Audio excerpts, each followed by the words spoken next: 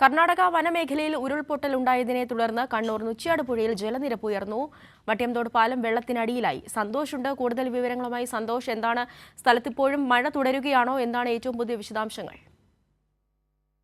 കണ്ണൂർ ജില്ലയിൽ ശക്തമായ മഴ തുടരുകയാണ്. കണ്ണൂർ ജില്ലയിലെ മലയോര മേഖലയിലും അതോടൊപ്പം തന്നെ കർണാടക വനമേഖലയിലും ശക്തമായ മഴയുണ്ട്. കണ്ണൂർ ജില്ലയുമായി അതിർത്തി പങ്കിടുന്ന കർണാടക വനമേഖലയിൽ ഉരുൾപൊട്ടിയതിനെ തുടർന്ന് ഉളിക്കൽ പഞ്ചായത്തിലെ 3 പാലങ്ങളും മണിക്കടവ് ടൗണിലെ വ്യാപാര സ്ഥാപനങ്ങളും വെള്ളത്തിനടിയിലായി.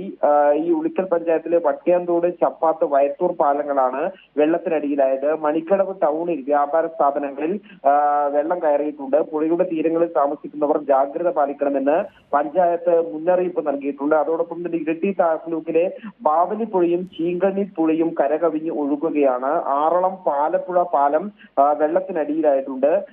പഴശ്ശി ഡാം പ്രദേശത്തെ കൊട്ടാരം പോയിലിൽ രാവിലെ ഓടുന്ന കാറ് വെള്ളക്കെട്ടിൽ ഒഴുകിപ്പോയിരുന്നു. ഡ്രൈവർ നീന്തി രക്ഷപ്പെടുകയായിരുന്നു. മട്ടന്നൂർ ഇരിക്കൂർ റോഡിൽ നായിക്കാലിയിൽ റോഡ് ഇടിഞ്ഞതാണ്. അതുവഴിയുള്ള ഗതാഗതം പൂർണ്ണമായും നിരോധിച്ചിരിക്കുകയാണ്.